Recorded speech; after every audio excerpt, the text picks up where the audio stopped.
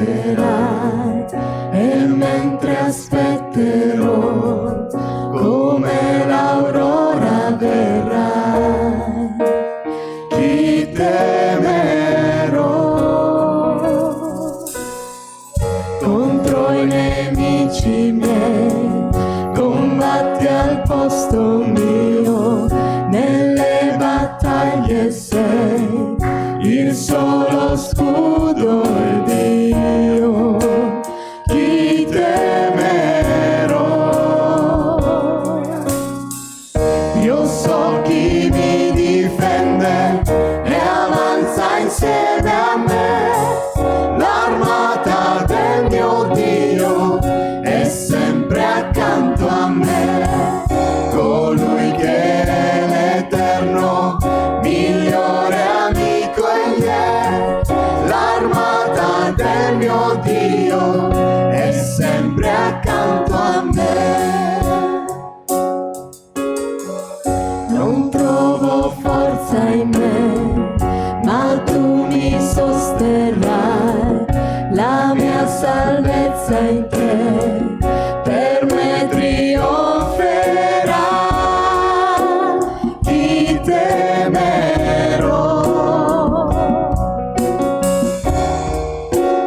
ti temerò. Io so chi mi difende e avanza insieme a me, l'armata del mio Dio è sempre accanto a me, colui che è l'Eterno, migliore amico egli è, l'armata del mio Dio è sempre accanto a me. Nessun'arma contro me potrà resistere a te. Ricorderò le promesse tue, sei fedele, sei fedele. Nessun'arma contro me potrà resistere a te. Ricorderò le promesse tue, sei fedele, sei fedele, sei fedele.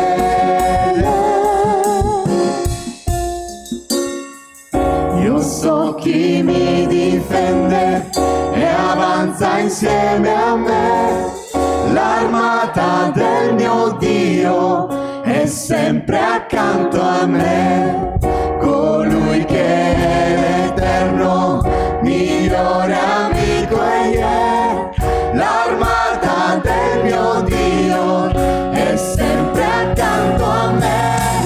Io so chi mi difende e avanza insieme a me, l'armata del mio Dio è sempre accanto a me, colui che è l'Eterno, migliore amico egli è, l'armata del mio Dio è sempre accanto a me, l'armata del mio Dio è sempre accanto a me.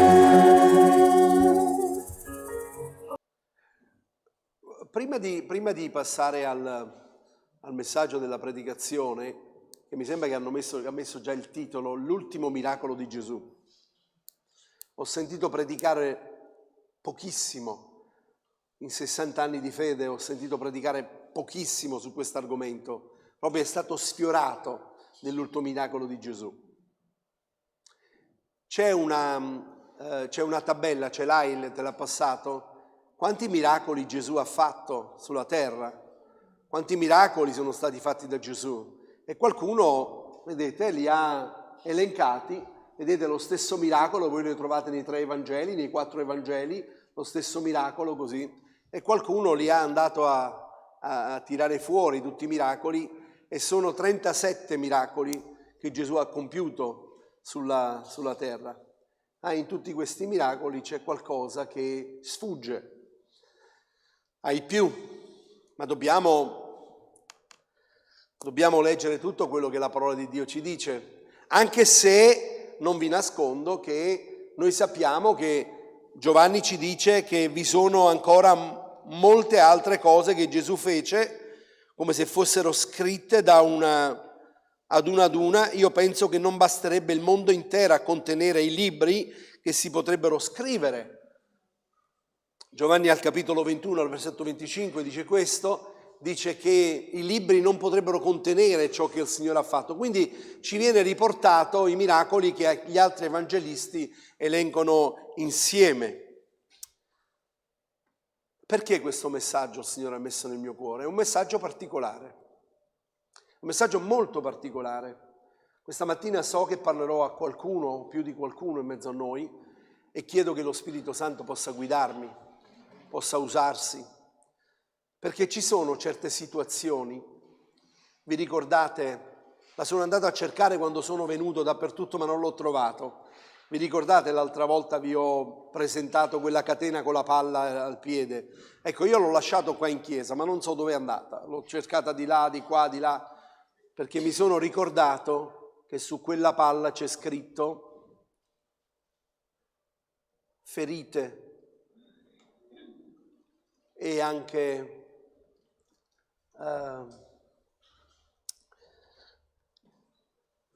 che non riusciamo a perdonare. Eccola lì, grazie. E io l'ho cercato un po' dappertutto. Grazie. Lo so, bastava chiedere. Grazie. Eccola qui, perché questa mattina, anzi ieri, mi è venuto davanti proprio questa parola, mancanza di perdono. Mancanza di perdono. E io voglio ringraziare il Signore per lo Spirito Santo, perché sapete, Lui è il miglior psicologo. Il nostro Signore va retroattivo. Sapete che ci sono come si chiamano, ipnosi? Che ti fanno andare dietro per ricordare dove sei stato colpito, qual è stata la cosa che ti ha ferita e quindi ti addormento, sei in quella fase e quindi vanno a toccare quell'argomento fino a quando non riescono a toccare quella cosa che poi quella situazione riesce poi a tirarti fuori da quella situazione. Bene, noi abbiamo il più grande, il migliore in assoluto, dottore dei dottori, signore dei signori. Lo Spirito Santo è quello che tocca, quello che magari tu hai anche in qualche modo tolto dalla tua mente, perché non lo vuoi più ricordare. Ci sono certe ferite, certe cose che non vogliamo più ricordare. Quando ci vengono subito le togliamo perché ci fanno male. Siete d'accordo? Avete fatto anche voi questa esperienza? Sì. C'è un cantico a me molto caro che l'ho cantato proprio in questi giorni, lo cantavo da ragazzo e l'ho cantato quando il Signore mi ha dato questo messaggio. È bellissimo, credo che è uno dei più bei canti che ci sono negli inni e salmi spirituali. Lo cantavo da ragazzino e questo cantico dice così. Lo canto anche senza musica, non vi preoccupate, sono abbastanza intonato. Voglio a tutti raccontare del Signore la potenza, la grandezza e la virtù. Ha cambiato la mia mente ed il mio cuore. Non può fare questa cosa che sol Gesù. Niuno m'ama come il Salvatore, nessuno mi vuol bene come Gesù. E soffrì, morì per me in sulla croce, quanto mi amò Gesù. Niuno m'ama come m'ama il Salvatore, non lo posso mai dimenticare qua giù. I dolori e i travagli del mio cuore me li toglie e li allontana sol Gesù. Niuno m'ama come il Salvatore, nessuno mi vuol bene come Gesù. e soffrì, morì per me sulla croce. Quanto mi amò Gesù. Niuno veglia come veglia il Salvatore, e difende l'alma mia ogni ora qua giù. Dalle pene, dai sospiri il mio cuore lo rinforza e lo ristora il buon Gesù. Niuno m'ama come il Salvatore, nessuno mi vuol bene come Gesù. E soffrì, morì per me sulla croce. Quanto mi amò Gesù. Niuno mi vuol bene come il Salvatore, non c'è vero amico come lui qua giù. Sei spezzato e deluso nel dolore, non sarò abbandonato da Gesù. Niuno m'ama come il Salvatore, nessuno mi vuol bene come Gesù. E soffrì, morì per me sulla croce. Quanto mi amò Gesù.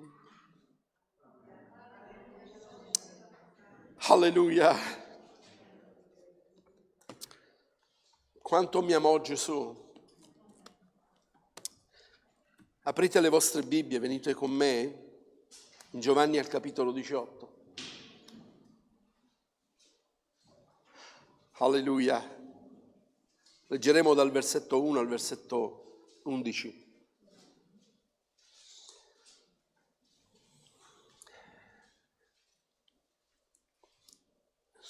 Giovanni capitolo 18 dal versetto 1 al versetto 11. Ci troviamo in una pagina più brutta delle Sacre Scritture, il Nuovo Testamento. Ci troviamo in un momento storico, un momento particolare. Dette queste cose, Gesù uscì con i suoi discepoli e andò là dal torrente Chebron, dove c'era un orto nel quale egli entrò con i suoi discepoli. Or Giuda, che lo tradiva, conosceva anch'egli quel luogo, perché molte volte Gesù si era ritirato con i suoi discepoli. Giuda dunque prese un gruppo di soldati e le guardie mandate dai capi dei sacerdoti e dai farisei. Venne là con lanterne, torce e armi. Gesù allora, conoscendo tutto quello che gli stava per accadere, uscì e gli chiese: chi cercate? E gli risposero: Gesù il Nazareno. E Gesù disse loro: io sono. Or Giuda, che lo tradiva, era anch'egli con loro. Appena egli disse loro: io sono, essi indietreggiarono e caddero a terra. Si presentò con il nome di Dio: l'Io sono. E quando usò questa espressione caddero a terra, 600 uomini si parlava, caddero tutti all'indietro. L'Io sono. E Gesù rispose: vi ho detto che sono io. Se dunque cercate me, lasciate andare via costoro. E ciò affinché si adempisse la parola che egli aveva detto: non ho perduto nessuno di quelli che mi sono stati dati. Allora Simon Pietro, che aveva una spada, la sfoderò, percosse il servo del sommo sacerdote e gli recise l'orecchio destro. Or quel servo si chiamava Malco. Ma Gesù disse a Pietro: riponi la tua spada nel fodero, non berrò io il calice che il Padre mi ha dato? Gloria a Dio. È un argomento della parola di Dio. Io non so quanti di voi qui avete mai sentito predicare su questo argomento. È stato trattato poche volte questo argomento e non si parla di questo miracolo. L'ultimo miracolo di Gesù. Siamo agli ultimi giorni di Gesù sulla terra. Gli altri evangelisti non ci dicono, ognuno di loro dà una versione. E quindi Giovanni qui ci dice anche il nome di questo uomo che fu colpito, che era il servo del sacerdote. Lo chiama Malco. Giovanni ci dà il nome, altri non ci danno il nome. Alcuni neanche emettono che prende la spada che taglia l'orecchio a questo servo.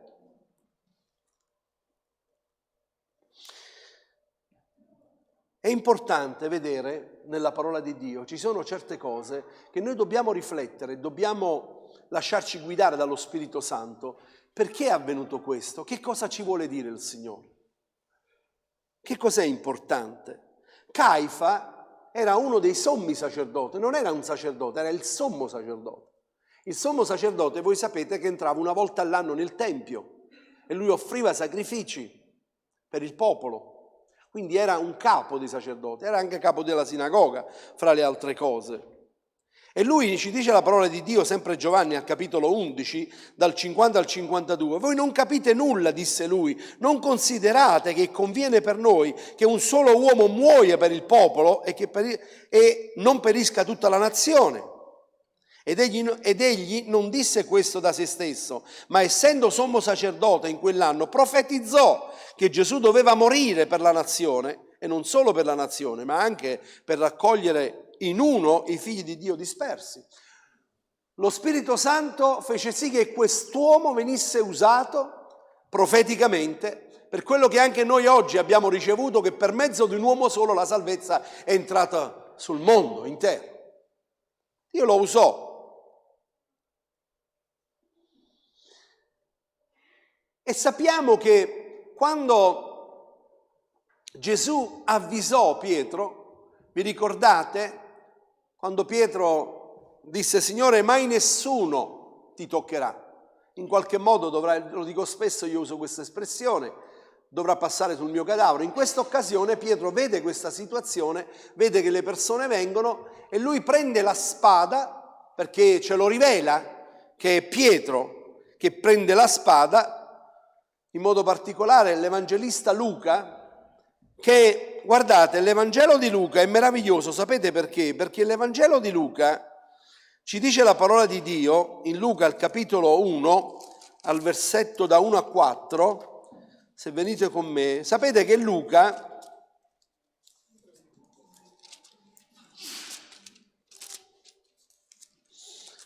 ha dovuto raccogliere le informazioni su Gesù. Luca ha scritto la lettera. Cosa ha scritto Luca? Gli Atti degli Apostoli. Ci siete? Luca ha scritto gli Atti degli Apostoli.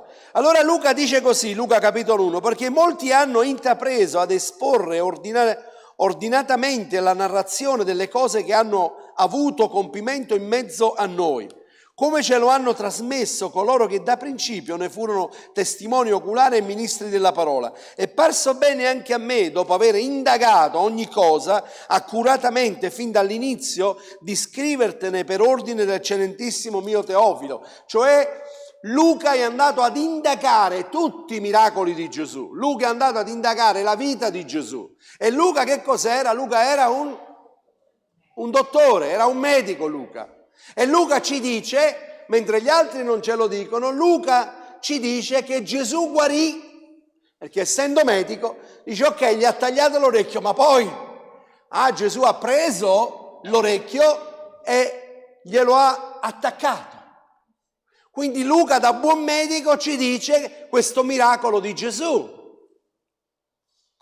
Ora vengo al dunque del messaggio, perché non vorrei essere lungo questa mattina, perché vorrei trasmetterti quello che lo Spirito Santo ha messo nel mio cuore.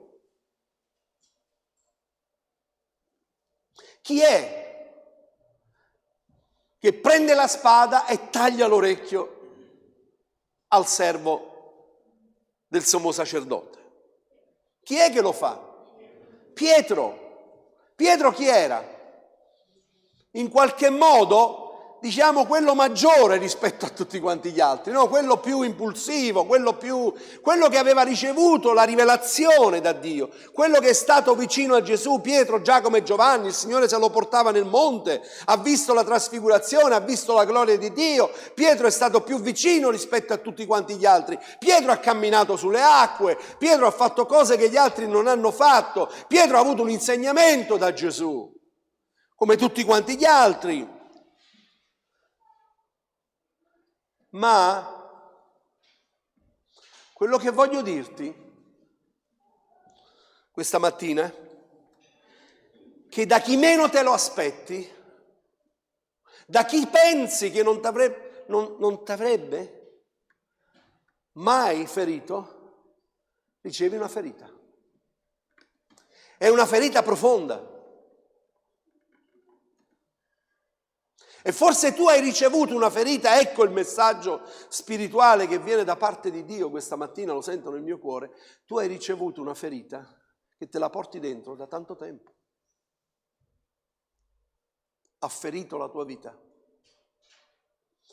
E guardate, non è un caso che questa scrittura ci parla di una ferita all'orecchio. Sapete, ferire l'orecchio destro era ritenuta una forte offesa. Lo sapevate? Nell'Antico Testamento, mi sembra che una volta ho predicato su questo, nell'Antico Testamento, nel Deuteronomio, al capitolo 15, al versetto 17, dice che allora prenderai il punteruolo, gli forerai l'orecchio contro la porta ed egli sarà tuo schiavo. Sarà tuo schiavo per sempre. E lo stesso farai con la tua schiava. In qualche modo, se voi andate a fare una ricerca biblica storica, il fattore di tagliare un orecchio, il fattore di prendere una parte dell'orecchio, in modo particolare all'orecchio destro, era la peggiore offesa che potesse essere. Ora, spiritualmente parlando, avviene questo. Quello che ti è stato fatto a te, nella tua vita, che tagliare una parte dell'udito non ti fa ascoltare ciò che Dio vuole dirti. Non ti fa realizzare più, perché c'è ancora questa ferita nella tua vita e non riesci più anche a volte ad ascoltare ciò che Dio ha da dirti. Mi sono spiegato? A volte veniamo ai culti, vi è mai capitato? Ti è successo qualcosa, hai litigato. Vi sto facendo un esempio. Hai litigato con tua moglie, con tuo marito, con tuo figlio, vieni al culto, sei capace di metterti in contatto ed ascoltare la parola di Dio, di quello che il Signore ci sta dicendo? Perché no? Perché il tuo animo e la tua ferita, magari forse hai ricevuto una parola offensiva e questa parola che ti ha offesa non ti permette più neanche di ascoltare la parola di Dio, quello che Dio ha da dirti, perché c'è una ferita profonda nel tuo cuore. Proverbi capitolo 18, versetto 19, guardate cosa dice la parola di Dio. Un fratello offeso è più inespugnabile di una fortezza e le liti tra i fratelli sono come le sbarre di un castello. Un fratello che ti offende, qualcuno che ti ha detto una parola, il pastore stesso magari ti ha detto una parola, proprio Pietro, in questo senso parliamo, diciamo, quello che ha un'autorità nella Chiesa da parte di Dio, magari ha preso la spada, pum, e ti ha tagliato l'orecchio. Può succedere. Io l'ho fatto. E dopo ho dovuto chiedere perdono al Signore, non solo al Signore. Perché a volte siamo presi, no, Che cosa voleva fare Pietro? Voleva difendere chi? Voleva difendere il Signore. Siete d'accordo con me? E noi a volte che cosa vogliamo fare? Vogliamo difendere la dottrina, vogliamo difendere la fede, vogliamo difendere le cose. E quindi al posto di, in qualche modo, cercare di comprendere, di capire, prendiamo la spada. Il Signore ci dice di prendere la spada. Prendete la spada dello Spirito. Ma non per uccidere, non per tagliare. Io il più delle volte mi trovo con dei fratelli, con delle fratelli, delle famiglie, delle persone che vengono in questa chiesa, che frequentavano un'altra chiesa, come ancora è successo che quelli che frequentavano questa chiesa sono andati in un'altra chiesa parlando, il pastore mi ha ferito, mi ha detto così così. Forse è vero. Ma quella ferita non ti ha permesso più di stare in mezzo a noi, perché non ricevi più niente. Mi state seguendo? Gesù.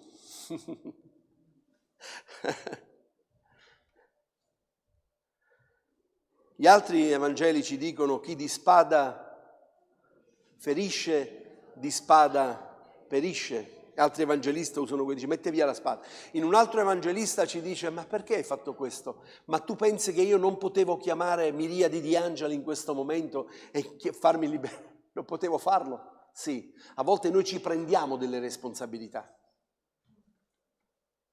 A volte usiamo parole in più. E dobbiamo fare attenzione, molto attenzione. Gesù gli aveva insegnato ad ognuno di loro, ai suoi, guardate, Gesù quando è stato con loro gli ha insegnato in Matteo al capitolo 5, dal 39 al 41, egli gli aveva detto tutt'altro e dice se uno ti percuote la guancia destra, tu porgi anche l'altra. E chi vuol camminare in giudizio per toglierti la tunica, tu lascia anche il mantello. E se uno ti costringerà a fare un miglio, tu farne anche due. Il Signore gli sta dicendo sopporta qualcosa, non ti preoccupare, lascia ogni cosa nelle mie mani. Ma noi che cosa facciamo? Prendiamo la spada. A chi sto parlando stamattina? Wow, grazie per questa mano. O meglio, sto parlando io, sta parlando il Signore. Con tutto il cuore, io lo credo. Salmo 55, versetto 12. Davide, guardate cosa dice. Da chi meno te lo aspetti arrivano le ferite. Arrivano parole che sono delle lame. Quanti qua, ditemi la verità, quando avreste preferito più un pugno nello stomaco? Un pugno in faccia, che una parola detta da qualcuno che poi voi stimavate. Guardate, vi parlo anche come genitori, facciamo attenzione. Proprio ieri con mia figlia Deborah io ho usato una parola, un termine, e lei mi ha... Deborah ha 33 anni.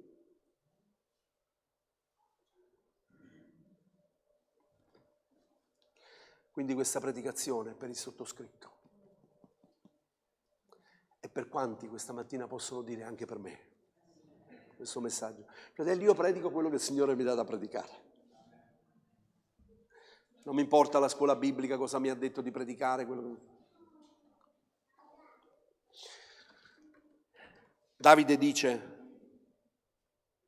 nel Salmo 55, poiché non è stato un mio nemico che mi ha schernito, altrimenti l'avrei sopportato. Non è stato uno che mi odiava a levarsi contro di me, altrimenti mi sarei nascosto da lui. Ma sei stato tu,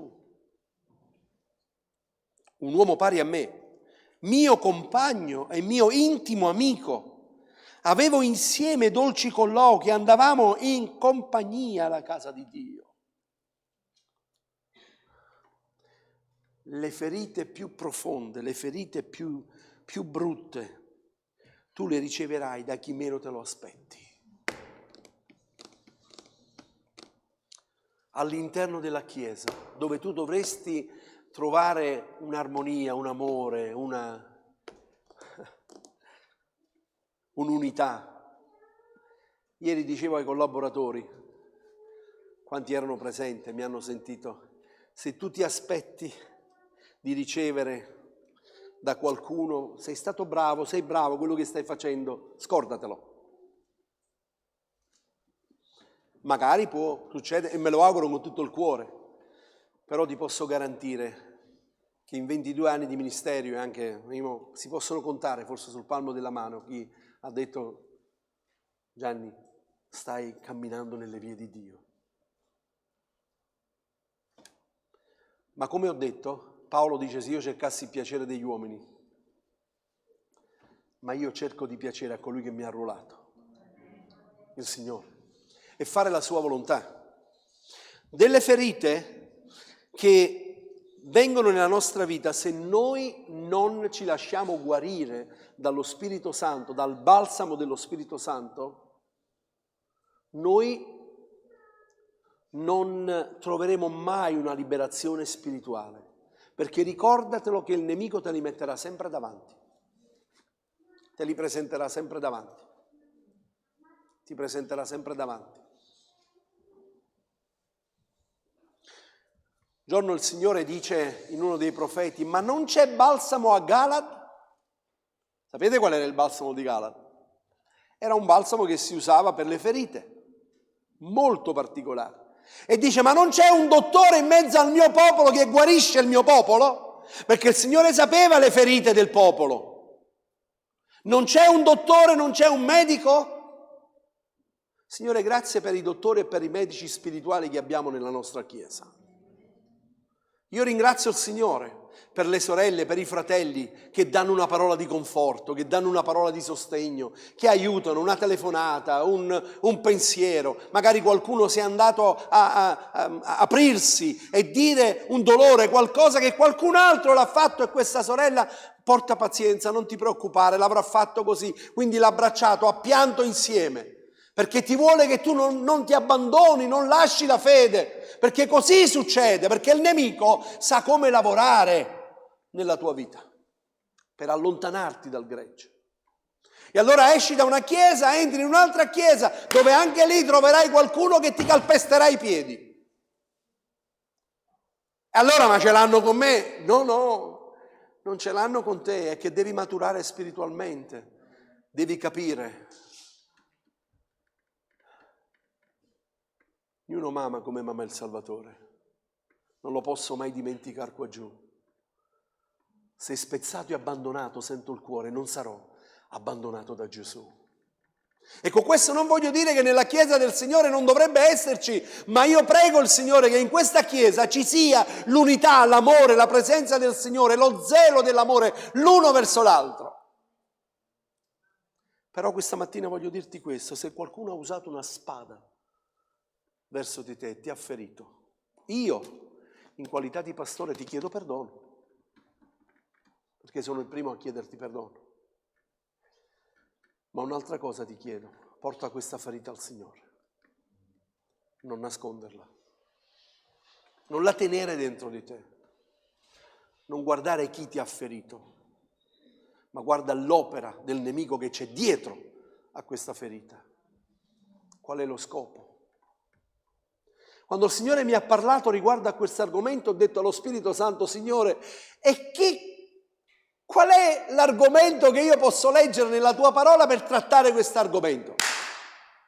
L'ultimo miracolo. Perché io ho preso quell'uomo che era stato ferito, Malco, e Giovanni ci dice il nome, mentre gli altri non ci dicono neanche il nome di questo uomo. Era stato ferito. È Gesù, che sapeva quello che l'aspettava, quello che stava succedendo, che doveva affrontare la croce, che erano andato lì per prenderlo. Gesù che cosa fa? Si prende cura di quest'uomo. Prende l'orecchio. Possiamo ringraziare il Signore per come si prende cura di noi? Possiamo ringraziare il Signore perché non ci lascia mai? Perché quando tu stai piangendo, Lui viene lì e ti abbraccia. Hai mai sentito l'abbraccio del Signore? E poi che cosa ti dice? Vuoi sapere cosa ti dice? Amalo. Amalo. Signore, io lo schiaccerei sotto il piede. Amalo. Signore, manda il fuoco dal cielo. Brucialo. Amalo. Perché io l'ho amato. E perché voglio dirti questo, che tu non sei meno di Lui. Chissà quanto male hai fatto tu agli altri. Ma noi più delle volte siamo bravi a usare la legge per gli altri e la grazia per noi. Siete d'accordo? La legge agli altri. È scritto. Ma la grazia a noi, Signore. Sapete quando è che io mi ricordavo delle mie mancanze quando ero ragazzo? Non mi ricordavo quando studiavo, ma mi ricordavo quando andavo agli esami. Non so voi, anche voi? Quando facevamo gli esami mi ricordavo che ero scarso in quella materia, in quell'altra materia, e dicevo, e adesso? E se mi chiede questo? E se mi chiederà quest'altro? Quanti sanno che dobbiamo comparire davanti al tribunale di Dio? Ma ci pensiamo poco.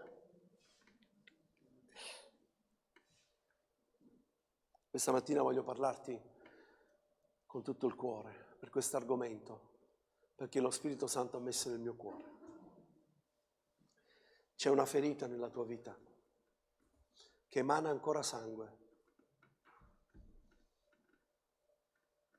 Non riesci a... Io non so quale sia stato, chi sia stato. Un tuo genitore, un tuo padre, tua madre, qualcuno che tu conosci. Io per anni ho vissuto una situazione che non ho mai parlato con nessuno, ma neanche con mia moglie, non ho mai detto niente di questa cosa. L'ho sempre tenuta dentro di me. Siamo sposati da quanti anni, Lisa? 30? Nel 2000 ci siamo sposati nel 1986. Ottobre, quindi ottobre di quest'anno, quanti anni facciamo? Quanto?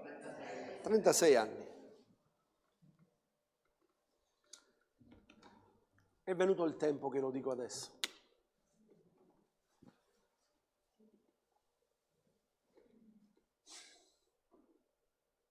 Non so perché. Avevo 11 anni. Portavo il caffè in giro, vendevo il caffè. Dopo la scuola, ognuno di noi avevamo un piccolo lavoretto. I nostri genitori ci mandavano, quasi tutti i ragazzi a quell'età, ci mandavano a trovare un piccolo lavoro. Quindi io dopo la scuola andavo in questo bar, ci davo un vassoio con il caffè e io portavo questo caffè nei calzaturifici, passavo con questo caffè, chi lo voleva poi mi dava la mancia e uscivamo con questi vassoi del caffè. E un giorno sono andato in uno studio e questo qui mi ha detto: guarda, io avrei bisogno di un'altra cosa, potresti venire oggi pomeriggio? Perché ti do una bella mancia. E io dissi sì, vengo. Quando andai lì, questa persona cercò di violentarmi.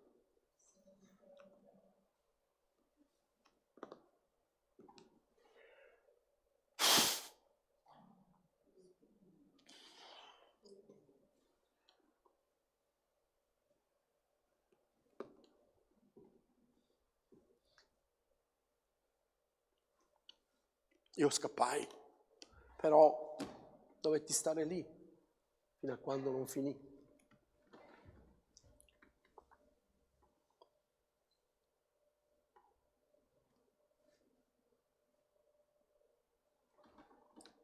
Fu una ferita profonda che mi sono portati e non ho mai raccontato a mio padre, mia madre, solo che sono scappato a casa, mi ricordo, mi sono messo a letto e non uscivo più da quel letto.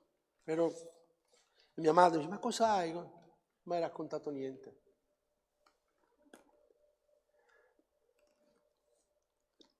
Ma quando andavo in chiesa dicevo, Signore, guariscimi, liberami da questa ferita così profonda.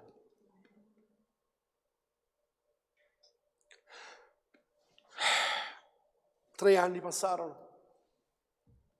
A 14 anni il Signore mi battezzò nello Spirito Santo. Non posso mai dimenticare quel giorno. Per 2 giorni consecutivi ho sempre parlato in lingua, non mi sono mai fermato di parlare in lingua. Ve l'ho raccontato questa esperienza. Il Signore proprio mi ha liberato completamente. Ha cancellato dalla mia mente. Non ho mai parlato, non ho mai detto a mia moglie, mai raccontato questa cosa. Oggi il Signore ha voluto che ve lo raccontassi. Perché ci sono delle esperienze, ci sono delle ferite che non abbiamo raccontato neanche alle persone più care che abbiamo vicino a noi, le persone più intime. Ci sono certe cose che li porti ancora dentro. E io ti sto parlando di quello questa mattina. Ti sto parlando di ricevere una liberazione da parte del Signore. E questa mattina il Signore lo può fare. Lo credi tu? Io questa mattina non farò un appello perché non c'è da fare un appello. Ma io so che il Signore passeggia in mezzo a noi. E so che il Signore può toccare la tua vita questa mattina. E può liberarti Lui, non io. Lui può toccarti. Può liberare la tua vita. Può toccare il tuo cuore. Alziamoci in piedi. Per favore, musicisti, cantante, potete aiutarmi? Antonietta, dopo voi l'unzione dell'olio. Amen. Alleluia. Dopo i fratelli anziani, dopo che abbiamo pregato, mentre preghiamo, per favore, per quello che il Signore ci ha detto, per quello che il Signore questa mattina ha portato al nostro cuore. C'è una ferita nella tua vita, aperta, e ogni volta ti giri verso quella ferita, ma non vuoi guardarla, non vuoi vederla, cerchi di dimenticare, ma non sei stato guarito dal Signore. Non hai perdonato chi ti ha fatto questo. Magari ha usato una parola, non c'è stata violenza magari nei tuoi confronti, ma ha usato qualche parola che ha ferito il tuo cuore. Magari ti ha maledetto e questo l'hai sentito dentro di te. Magari l'hai sentito da chi non te lo aspettavi, questa cosa. Ma il Signore ti dice questa mattina, come ho guarito quell'orecchio a quell'uomo, io sono pronto a guarire la tua ferita questa mattina. Amen. Chiudiamo i nostri occhi, chiniamo il nostro capo. Vai con questo tuo cuore davanti al Signore e dillo al Signore. Se lì dove sei ti vuoi sedere, ti vuoi inginocchiare, vuoi cambiare posizione, lascia. Se vuoi un abbraccio, io sono qui, posso abbracciarti. Se tu lo vuoi, posso abbracciarti. Perché forse hai bisogno di sentire l'abbraccio fraterno di un papà. Lasciamo lo Spirito Santo operare questa mattina.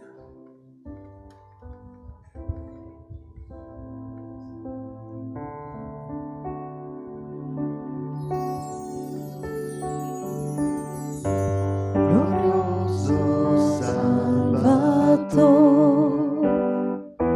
divino Redentor, mi prostrerò davanti a te.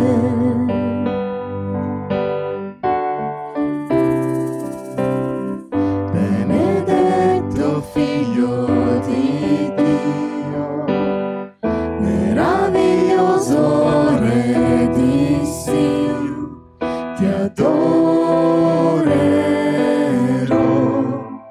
e così dichiarerò: sei il Re del cielo, eterno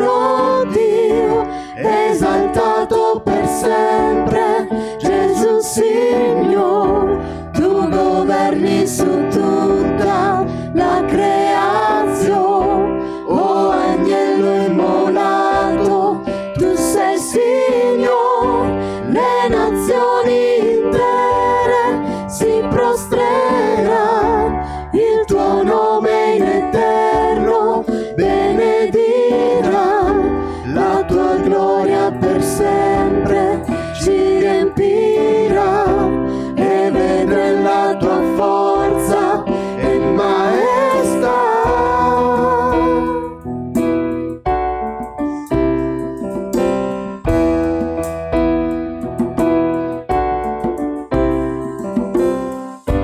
Glorioso Salvatore,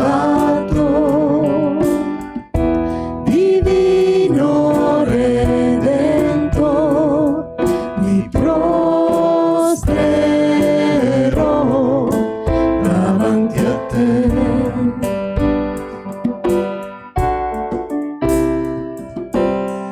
Benedetto Figlio di Dio, meraviglioso Re di Sion, ti adorerò e così dichiarerò: sei il Re del cielo, eterno Dio, esaltato per sempre, Gesù il Signore. Tu governi su tutta la creazione, o agnello immolato, tu sei il Signore. Le nazioni intere si prostreranno, il tuo nome in eterno benedirà, la tua gloria per sempre ci riempirà, e vedremo la tua forza e maestà.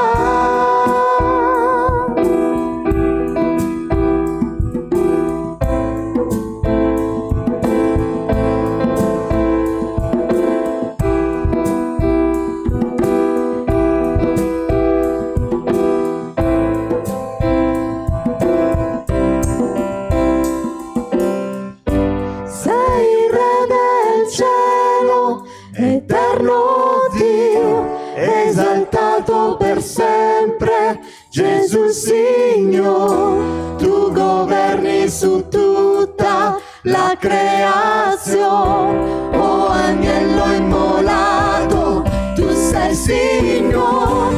Le nazioni intere si prostreranno, il tuo nome in eterno benedirà, la tua gloria per sempre ci riempirà, e vedremo la tua forza e maestà. Sei il Re del cielo, eterno Dio, esaltato per sempre, Gesù Signore. Tu governi su tutta la creazione, o agnello immolato, tu sei il Signore. Le nazioni intere si prostreranno, il tuo nome in eterno benedirà, la tua gloria per sempre ci riempirà,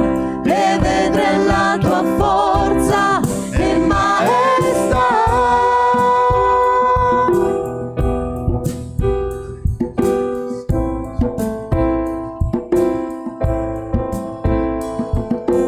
Alleluia a te, Gesù.